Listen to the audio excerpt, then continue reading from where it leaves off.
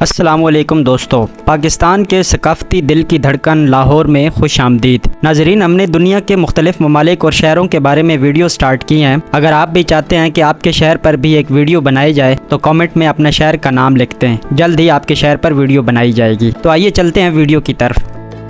دوستو، لاہور ایک ایسا شہر ہے جس پر ہر دور کے بادشاہ، راجہ اور مہاراجاؤں نے قبضہ جمایا ہے۔ اس شہر کی تاریخ بہت پرانی ہے۔ ہندوؤں سے لے کر مغلوں تک اور سکھوں سے لے کر انگریزوں تک ہر دور میں شہر لاہور اہمیت کا حامل رہا۔ آج بھی دنیا بھر سے مختلف لوگ لاہور کی تاریخی عمارتیں دیکھنے کے لیے ہر سال پاکستان آتے ہیں۔ لاہور پاکستانی صوبہ پنجاب کا دارالحکومت ہے اور کراچی کے بعد ملک کا دوسرا بڑا شہر ہے، ساتھ ہی ساتھ دنیا کا 18واں بڑا شہر ہے۔ لاہور شہر کا اس وقت کل رقبہ 404 مربع کلومیٹر ہے۔ لاہور پاکستان کے امیر ترین شہروں میں سے ایک ہے، جس کا تخمینہ جی ڈی پی 2017 تک $65 بلین تھا اور لاہور کی آبادی تقریباً 1,17,00,000 ہے۔ Lahore city of garden, Pearl of Punjab اور پیرس آف دا ایسٹ کے نام سے جانا جاتا ہے۔ لاہور تاریخ، دلکشی اور تعمیراتی شان میں ڈوبا ہوا شہر ہے۔ قدیم روایات اور جدید پیش رفت کے متحرک امتزاج کے ساتھ لاہور دنیا بھر سے آنے والوں کے لیے ایک مسحور کن تجربہ پیش کرتا ہے۔ لاہور کے بارے میں ایک مشہور پنجابی قول ہے کہ جنہیں لاہور نہیں ویکھیا او جمیا ہی نہیں، اور لاہور میں رہنے والوں کو زندہ دلانے لاہور کہا جاتا ہے۔ پاکستانی صوبہ پنجاب کے دارالحکومت کے طور پر لاہور تاریخی اور ثقافتی دونوں لحاظ سے بہت اہمیت رکھتا ہے۔ اس کے شاندار مغل فن تعمیر،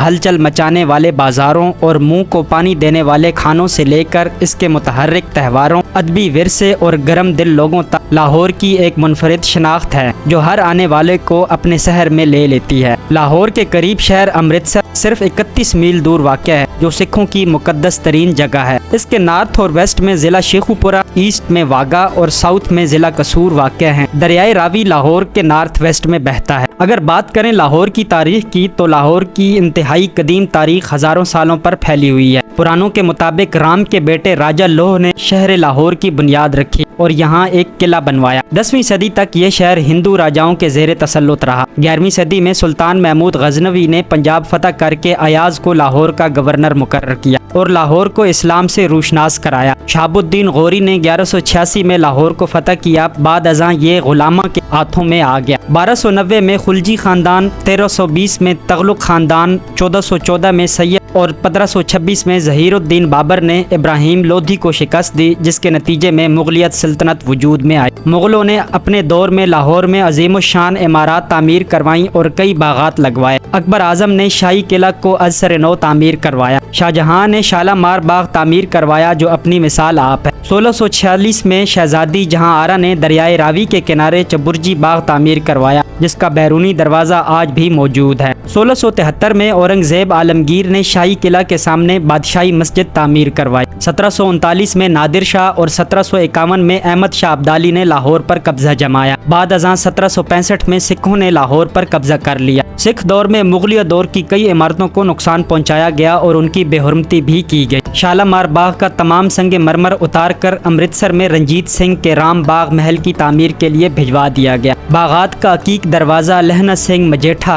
جو سکھ کے دور کے لاہور کے گورنروں میں سے ایک تھا، اس نے فروخت کر دیا۔ رنجیت سنگھ کی فوج نے لاہور میں سب سے اہم مغل مساجد کی بے حرمتی بھی کی۔ بادشاہی مسجد کو ایک اسلحہ ڈپو اور رنجیت سنگھ کے گھوڑے کے اسطبل میں تبدیل کر دیا گیا۔ اندرون لاہور کی سنہری مسجد کو ایک مدت کے لیے گردوارہ میں بھی تبدیل کر دیا گیا، جبکہ مریم زمانی مسجد کو ایک بارود فیکٹری بنا دیا گیا۔ انگریزوں نے 1849 میں سکھوں کو شکست دے کر پنجاب کو برطانوی سلطنت میں شامل کر لیا۔ برطانوی راج کے دوران میں مال روڈ پر کئی قابل ذکر ڈھانچے تعمیر کیے گئے، جن میں منٹگمری ہال جو موجودہ دور میں قائد اعظم لائبریری ہے اور لانس گارڈنز اہم ہیں۔ اس کے علاوہ انگریزوں نے وسیع علاقے پر لاہور کنٹونمنٹ کی بھی بنیاد رکھی۔ 1887 میں ملکہ وکٹوریہ کی گولڈن جوبلی کے موقع پر کئی اہم عمارات تعمیر کی گئی، جن میں لاہور عجائب گھر اور میو اسکول آف آرٹس سب سے اہم ہے۔ دیگر اہم عمارات میں Aitchison college Lahore, Lahore high court اور یونیورسٹی آف پنجاب قابل ذکر ہے۔ لاہور میں اس دور کی اہم عمارت کا ڈیزائن سر گنگا رام نے بنایا۔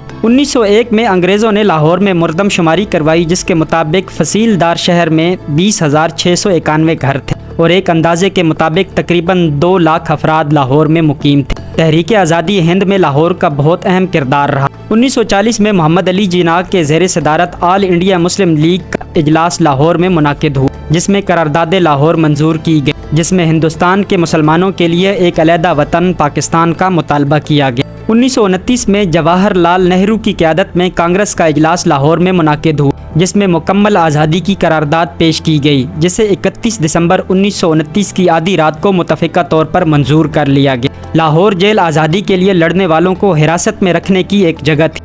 انقلابی بھگت سنگھ کو بھی لاہور جیل میں پھانسی دی گئی۔ قائد اعظم محمد علی جناح کے زیر صدارت آل انڈیا مسلم لیگ کا اجلاس 1940 میں لاہور میں منعقد ہوا، جس میں پہلی مرتبہ 2 قومی نظریہ پیش کیا گیا اور قرارداد لاہور منظور کی گئی۔